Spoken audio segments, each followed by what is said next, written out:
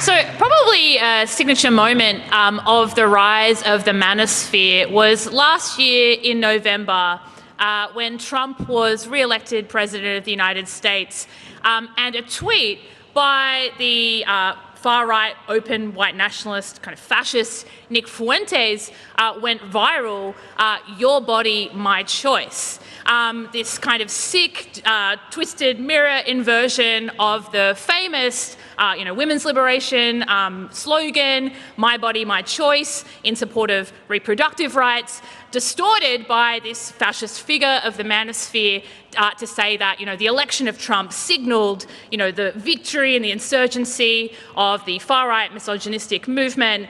And it was, taken up with gusto by, other figures of the far-right manosphere, but also at the grassroots level, young boys and young men who have been radicalised by this politics of extreme sexism and misogyny, chanting it in classrooms, chanting it in colleges, and creating an atmosphere of intimidation and vicious sexism at the grassroots level towards women. And obviously, I think it's a bit of a signal of the relationship between the kind of manosphere, kind of culture warriors, YouTubers, podcasters, etc., the grassroots where this is impacting attitudes amongst young men, but also marching into the halls of the establishment with figures like Donald Trump and the victory of overturning Roe v. Wade and abolishing the reproductive rights of tens of millions of women and people across America.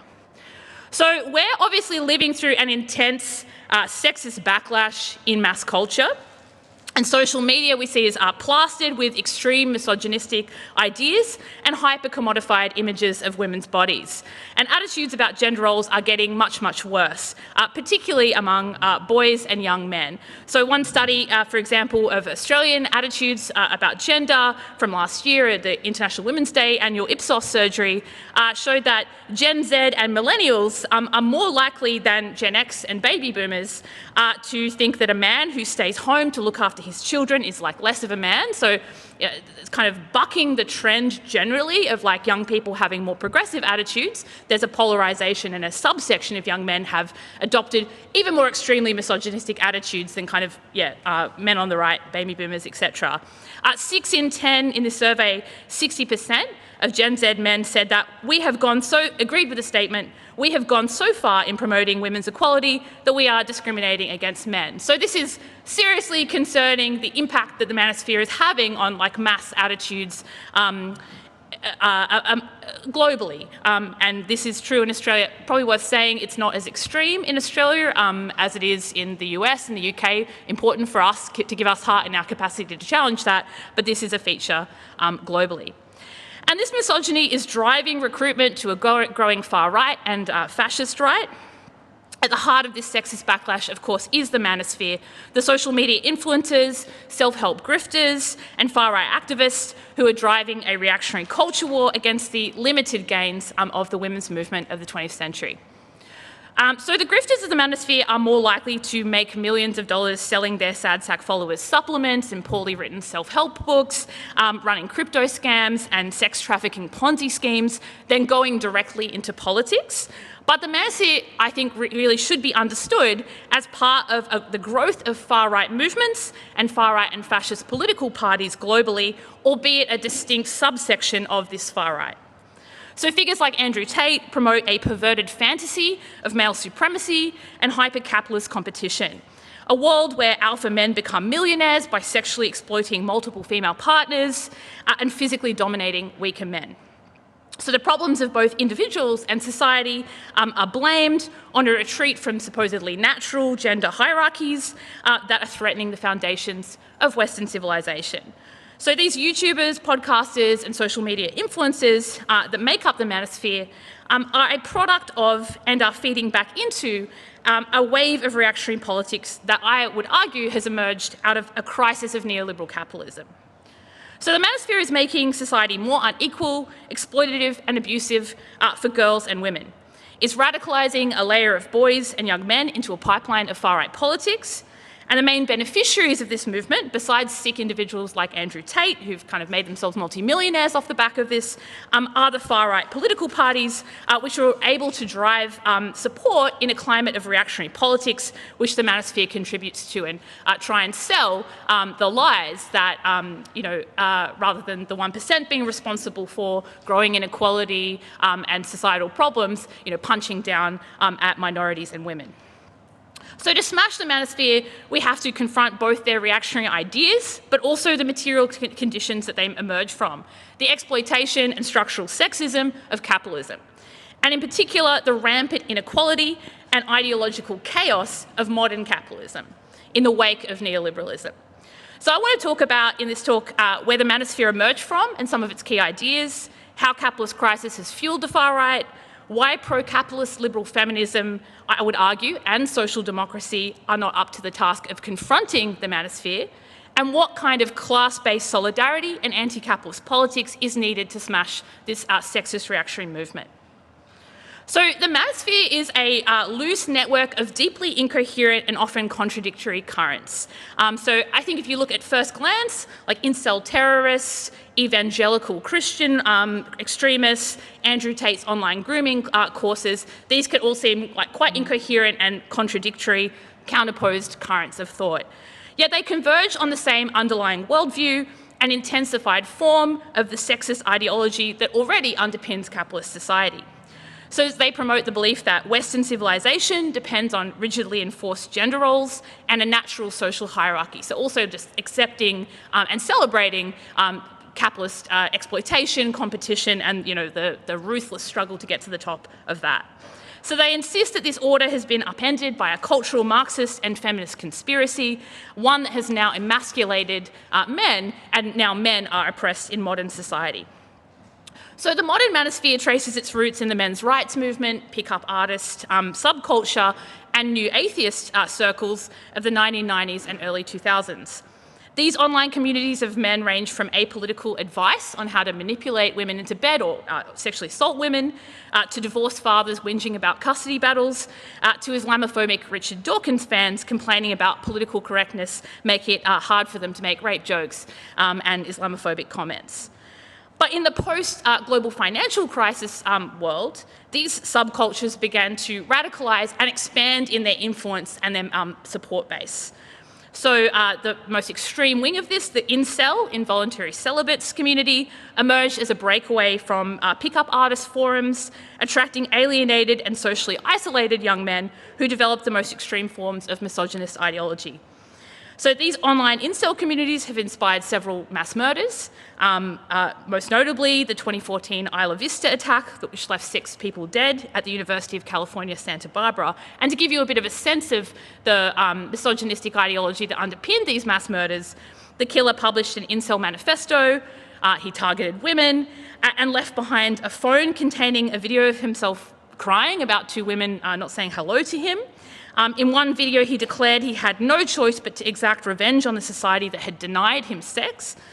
And his search history included the question, did Adolf Hitler have a girlfriend? So you can see the very real connections between this male entitlement to women's bodies, developing misogynistic ideology, and actually fascist connections to it. So also in 2014 came Gamergate, a viral campaign of sexist harassment targeting women in the gaming industry. So many future manosphere figures cut their teeth in the conspiracy theories and online mobs that emerged in 4chan, 8chan, and Reddit during this period. One of them, do people remember Milo Yiannopoulos? He's kind of old news these days, yeah. Socialist Alternative played a big role in protesting him when he was on tour here back in, I think, 2017. But yeah, he built his brand as an openly homophobic gay man who was a supporter of Trump. And he rode a wave of notoriety in the kind of Gamergate online harassment mobs, launching a global speaking tour devoted to the message that feminism is cancer. So Gamergate, I think, is an interesting case because it's on the surface kind of sub-political, but it's become something of a model for the way that the online operate these culture wars. So it's a precursor to the kind of backlash against mass culture that seemed to be like inclusive and promoting diversity, the kind of go woke, go broke movements of the modern era. And it's a bit of an indicator of like the grievances that the manosphere can build on. Gaming was previously a male-dominated industry and also culture, but as women made inroads both into the industry but also as consumers within the gaming industry, gaming industry is like capitalist. It's interested in promoting itself also to women and more diverse audiences on a purely self-interested basis. But there's this kind of pushback against that by reactionary men who see this as an incursion into like their culture. So in 2016, Donald Trump's election turbocharged this pre-existing sexist right. Fascist groups like the Proud Boys gained prominence. The Unite the Right rally in Charlottesville, where the leftist Heather Heyer was murdered, brought overt white nationalism into the spotlight. And Proud Boys, it's sort of in their name, the Proud Boys. They connected the question of traditional masculinity being under siege to Western civilization being under siege. So a more explicit connection between the misogynistic ideas and the explicit organising of the fascist right. So in the early Trump years, Jordan Peterson also emerged as the movement's most effective gateway to a broader audience. So more than any figure before him, Peterson gave bigotry a pseudo-intellectual gloss. His bestseller, 12 Rules for Life, blended two key ingredients of the manosphere.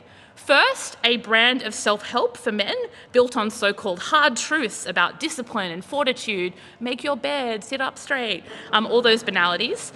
And second, a plausible deniability couched in an ambiguous relationship to the fascist and far right that allowed him to straddle mainstream respectability and extremist appeal.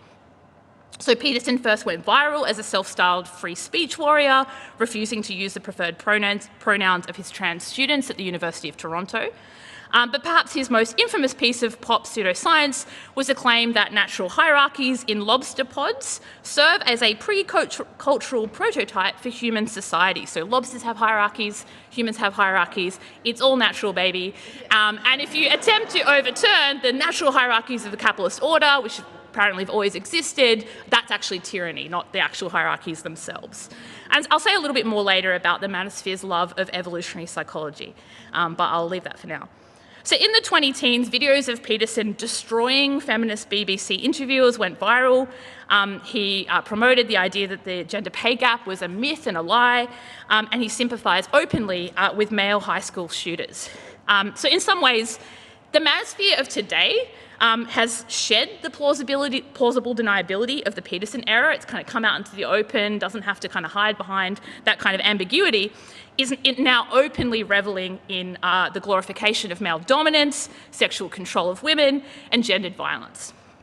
So the Tate brothers, I'm sure everybody here doesn't need to know their whole history, we're people familiar with them, but they openly celebrate violence against women, are self-described misogynists, and have made a business out of teaching men how to sexually exploit women for financial gain. So Tate's a former kickboxer who shot to fame from his appearance and then eviction from the Big Brother house. He's currently facing charges of human trafficking in Romania and multiple counts of rape in the UK. And he effectively ran a sexual exploitation Ponzi scheme, so Hustlers University, where young men could be taught how to make a passive income by coercing multiple female partners into doing camgirl sex work. And he ran and sold and made millions off what he called his PhD, his pimping hoes degree. This is the kind of sick language and business model of these far-right hustlers. And it's worth saying something about Tate's now open connections to the far-right political parties, like the reason that Tate is in Florida right now. It's kind of like an open secret that the Trump administration lobbied the Romanian government to allow him, while the court case continues, to live in the United States of America. And more and more, Reform UK, the far-right political party, is flirting with Tate and trying to build off some of his base as well. So I want to briefly mention as well Tradwives, which I guess is technically not part of the manosphere, but I think is importantly runs parallel to it. So these influencers promote an appalling caricature of middle-class 1950s housewives and colonial-era homestead cosplayers, so churning butter, serving their hubbies, and staying perpetually barefoot and pregnant, while documenting a totally fake and unattainable lifestyle on Instagram and other social media platforms. And I think they're worth mentioning for a couple of reasons. So one, women can be sexist too, and they're actually a growing part of the far right, particularly in the United States. And this is because the key divide on this question is class and politics, not gender. So plenty of sexist women are part of the MAGA and the MAGA movement and the far right, and because of their class position as overwhelmingly rich women, often capitalist or aspiring capitalist influences, they benefit from a sexist system. So one example of that is Hannah Neeleman, aka Ballerina Farm, who is the wife of the heir to the JetBlue fortune, Daniel Neeleman. So, presenting this kind of image of like having, lots of children and, spending all the time churning butter and for some reason making a bunch of shit from scratch that obviously the overwhelming majority of women couldn't do even if we wanted to. I couldn't understand why you would. And some, like Isla Stewart, openly promote fascist conspiracy theories, including the Great Replacement theory. So Stewart courted controversy when her white baby challenge, so you've heard of the ice bucket challenge, she had a white baby challenge, went viral after she declared, as a mother of 6, I challenge families to have as many white babies as I have contributed. So you really see how this vision of a reactionary picture of women's role in the household, out of work, back into household, having lots of babies is also connected to basically a white America vision of Trump's society on the far right of the Republican Party. Okay, so there's been a lot of attention on the role of social media in the rise of the manosphere, and this is certainly part of the picture. So YouTube, Twitter, X, Reddit, and TikTok are all major corporations which make billions of dollars on an attention economy which is often served by promoting controversial, sensational, and contrarian content. And you just have to look at the attitudes of Silicon Valley psychos like Peter Thiel and Elon Musk to see their sympathy for the manosphere. And social media platforms promote a hyper-individualist culture that is built on the cultivation of a personal brand and its commodification. So influencers are effectively small business-owning micro-celebrities. Regardless of their politics or their success, these petty bourgeois or little capitalists are driven to produce content that is most successful on an algorithm set by a for-profit social media giants. So anyone who follows, for example, Palestinian journalists or quite popular left-wing pages will know that there's nothing democratic about the marketplace of ideas that exists on social media. So even quite popular left-wing accounts on social media are subject to things like shadow bans. So there's nothing, it's not just like, oh, people vote with their feet and that's the thing that gets popular on social media. These things are reinforced by an algorithm set by a for-profit corporation that has an interest in suppressing some things and promoting other things. But really, I think too much focus is placed on the current trends in social media platforms. It's not unimportant, but I think it can be a distraction from the things that we actually can challenge, which is not how X sets its algorithm. So before it was Tate on TikTok, it was incels on Reddit or new atheists on message boards. What is more essential for the socialist left is an understanding of the economic and political context that the manosphere has risen out of, the crisis of neoliberal capitalism. So neoliberalism promised prosperity, yet from the boom years of the 1990s to the brink of 2008, inequality kept rising. But the narrative was that a rising tide would lift all boats. And then when the global financial crisis hit in 2007, 2008, this myth collapsed. And the result of that has been an avalanche of disillusionment and political polarisation. So institutions like the IMF, the World Bank, the UN, the EU, once sold to us as neutral institutions, were exposed as enforcers of the same of the global elite. And this has led, importantly, to radicalisation on the left, which we celebrate and is an important part of fighting back against capitalism, but also political polarisation on the right.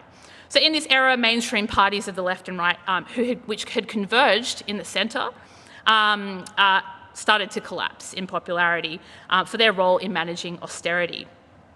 So the pillars of neoliberal ideology also started to crumble. Trickle-down economics, the myth of an ever-upward march of progress, the fantasy of a post-racial West, and the corporate-friendly lean-in feminism that promised empowerment without challenging power. So in the vacuum, people looked for political alternatives, and like I said, initially disillusionment swung overwhelmingly to the left, people wanting to fight the rich and powerful as opposed to punch down and blame women and minorities. But the failure of political projects like Syriza, Podemos, Corbynism in the first time round led to a space that I think in the wake of those failures, the far right has more and more filled. So these projects were defeated, absorbed and demoralised.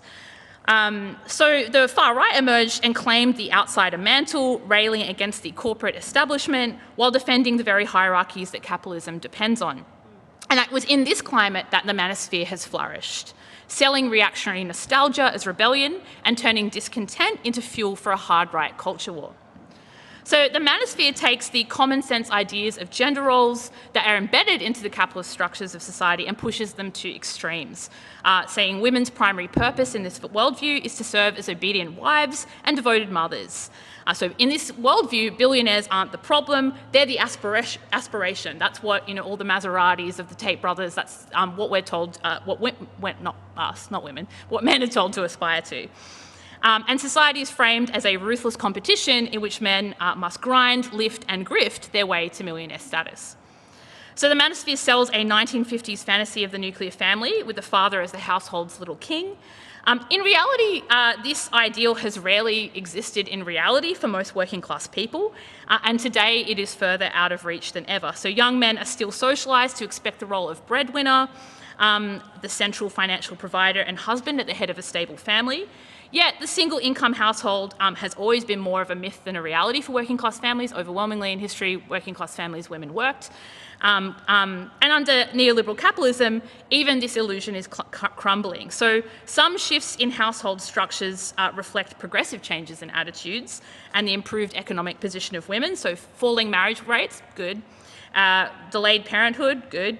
And smaller families, all a sign of women having greater autonomy and control over their bodies and their reproduction. But these changes also coincide with rising inequality that locks many people, both men and women, out of lifestyles they do want that their parents and grandparents had. So soaring housing costs keep young people living with their parents or in shared accommodation longer, while home ownership is less attainable than at any point in living memory. So the economic foundations that supposedly supported the traditional family are being eroded, not by feminism or cultural Marxism or cultural change at all, but by the structural pressures of capitalism itself. So the manosphere taps into these real structural changes and fans the flame of the myth of male grievance, directing it at women and at the symbols of social progress. So a left-wing response to this would be to defend women's right to autonomy, while organising workers to fight for their living standards, challenging housing affordability, fighting for free universal childcare, higher wages for both men and women against the gender pay gap, and social programs that would win back some of the standards of living eroded by decades of the neoliberal onslaught. So I want to say something about the supposed epidemic of male loneliness that we are told is fueling misogyny. And I think a lot of liberal commentary concedes far too much to this point. Instead of focusing on fighting sexism, it focused on the concerns of men and how society can template healthy masculinity. So mental health services are obviously totally fucked, and you only have to look at the crisis of the New South Wales mental health sector to see that.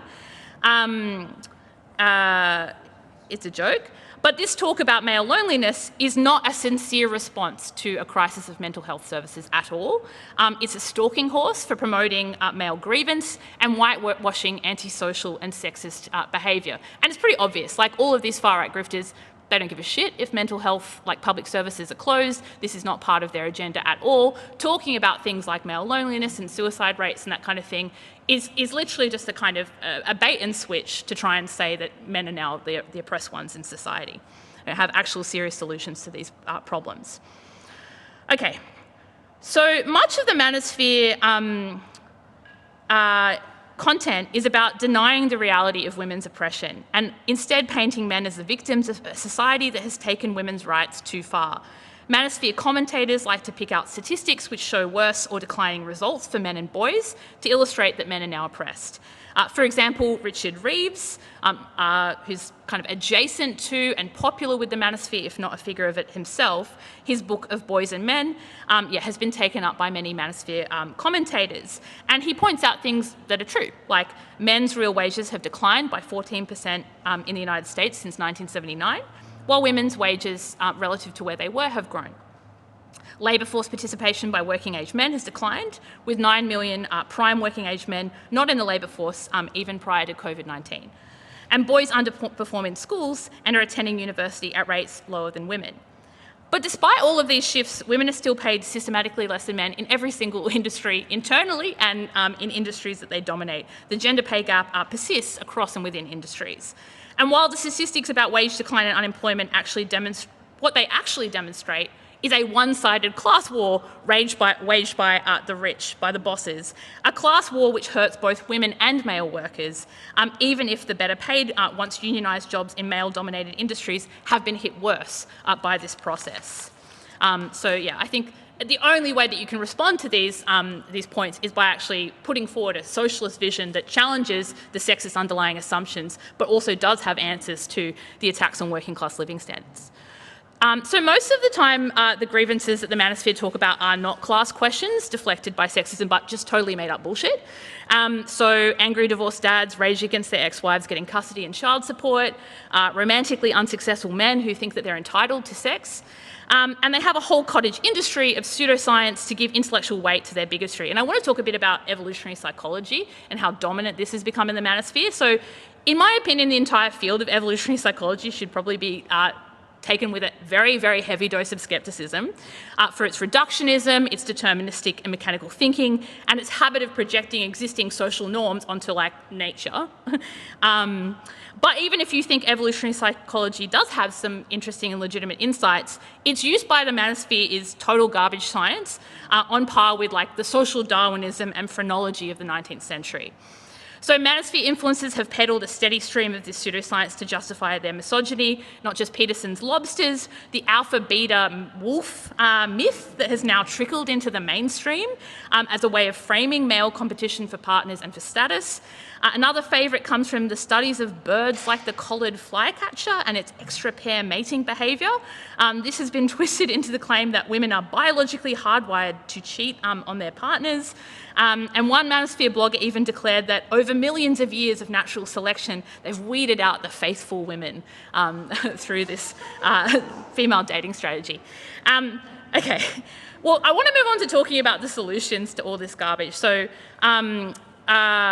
and some of the responses that exist to the manosphere. So if we want to smash the manosphere, we need to have the right politics and strategy to fight it. And it's not just the anti-capitalist left that is concerned about the rise of extreme misogyny. So the dominant response is a centrist response to the manosphere, whether from politicians like Keir Starmer or columnists in The Guardian. And the dominant response is to frame the manosphere as a law and order question, a question of the state and law and order problem. And their solution is more discipline in schools, harsher prison centres, taking kids' phones off them in school, kicking kids off social media, young people off social media, more funding to the cops and to anti-terrorist programs like Prevent, which are much more likely to dob in someone supporting Palestine Action in the UK than they are like some incel freak. So these centrist liberals defend the status quo, treating the manosphere as a threat to social cohesion and individual safety, while quietly accepting a lot of the major premises of the manosphere. So while they acknowledge the high-profile influences like Andrew Tate, their real focus is on the grassroots of the manosphere, especially school-age boys. And they zero in, I think, on street-level sexism, which obviously is a real concern, but why the centrists kind of focus on this instead of on the top-down drive of the manosphere, the multimillionaires and politicians and extremely influential people at the top of this movement. They zero in on street-level sexism while avoiding this far-right politics because they want to constantly capitulate to this far-right politics. And you can see this all around the world. I want to talk about the British TV show Adolescence. Who has watched it? Yeah, it's like, you know, good acting and stuff, that's good. But like one-shot camera, wow, cool. But I think it actually is a good example of this kind of Keir Starmer centrist law and order response. There's very little explicit reference to Andrew Tate. There's very little explicit reference to like the experience of sexism by women and young girls. Like it's very little in this show. If you remember the episode where they like go into the school is like a jungle of chaos and the teachers are all kind of clueless or incompetent or don't care. I've never met a teacher like that in my life. And then the episode in the cop shot, it's like professional and seamless and he's kind of booked in and they're like ready to get to the truth or whatever, which is just like, I think Keir Starmer could have written this thing. And the kind of response of it, while acknowledging the problem, all of the response of it is that this is just a question of law and order, not a question of actually challenging like sexism, the conditions of women overall, and also the rise of the far right. And this is coming from the kind of figures like Keir Starmer who, like to give an example of their capitulation to the far right, Starmer is openly echoing the far right's anti-migrant politics right now, talking about Britain becoming an island of strangers because of mass migration. These figures and their response is not going to lead to any serious response to the far right. Okay. So centrism cannot respond to the manosphere, accepts the framework of the institutions and structures of capitalism, which are responsible for rising sexism and inequality, so it can't provide a class-based response to far-right propaganda. And I think if you watch videos of liberal feminist journalists debating Jordan Peterson, it's striking also how few of them are capable of calling out Jordan Peterson's bullshit. The kind of dominant, lean-in, pro-capitalist feminism is quite disarmed by a bunch of these arguments, even if they can recognise the problem. And I think a big reason is that their politics reflects the experience of professional middle-class or even ruling-class women accepting the fundamentals of capitalism while opposing only the unequal opportunities women like themselves face within that system. So one viral YouTube clip shows Peterson destroying a BBC journalist and self-described feminist. And to be honest, like she lands very few blows in this video. And I think when it's clear why this is, when the topic turns to the gender pay gap, her starting point is the conditions of women in the top 1%. So she just talks about like FTSE 500, how there's only 7 women CEOs. This is like her response to him talking about the pay gap that exists like 50% of the population. Let's start right at the multimillionaires.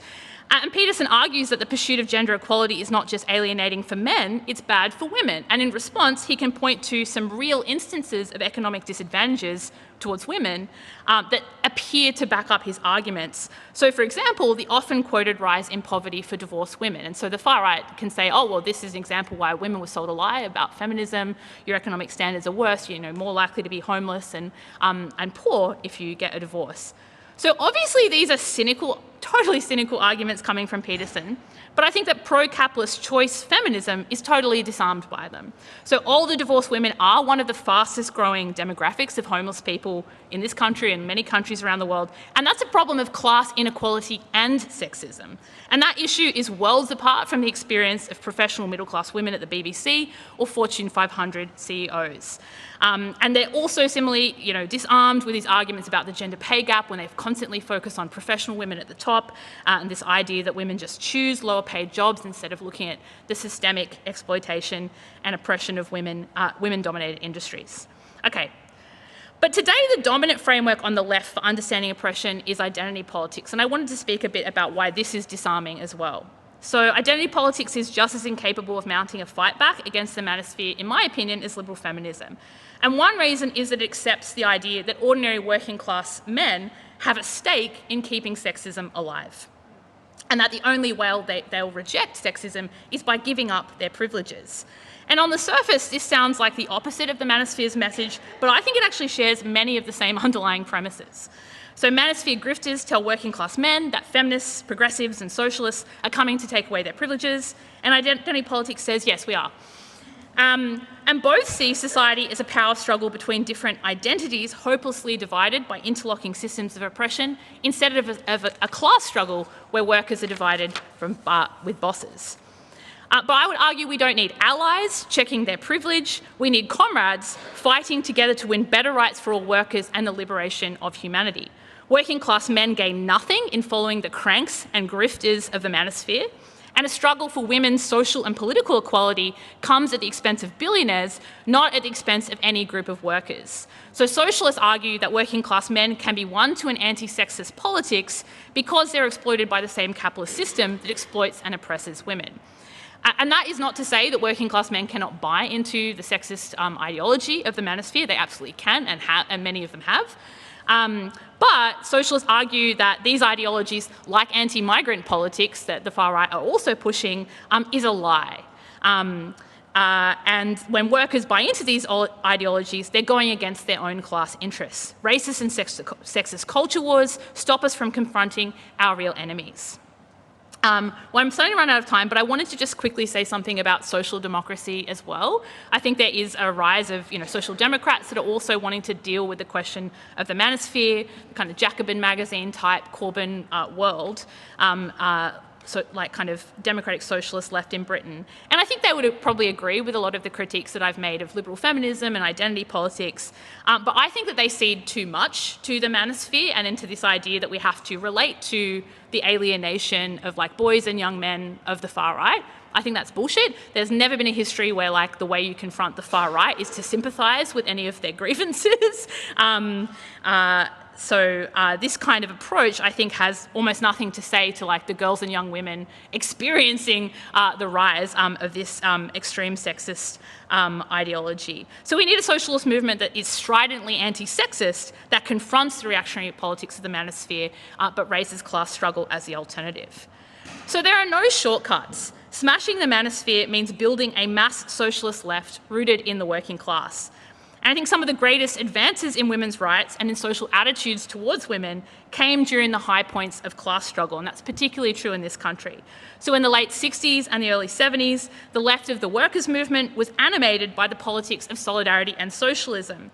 Male-dominated unions like metal workers fought for and won equal pay, and were actually the cutting edge of that struggle because of their socialist politics.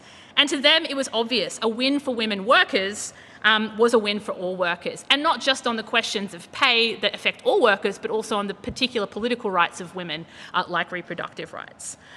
So the working class phrase, touch one, touch all, animated this movement.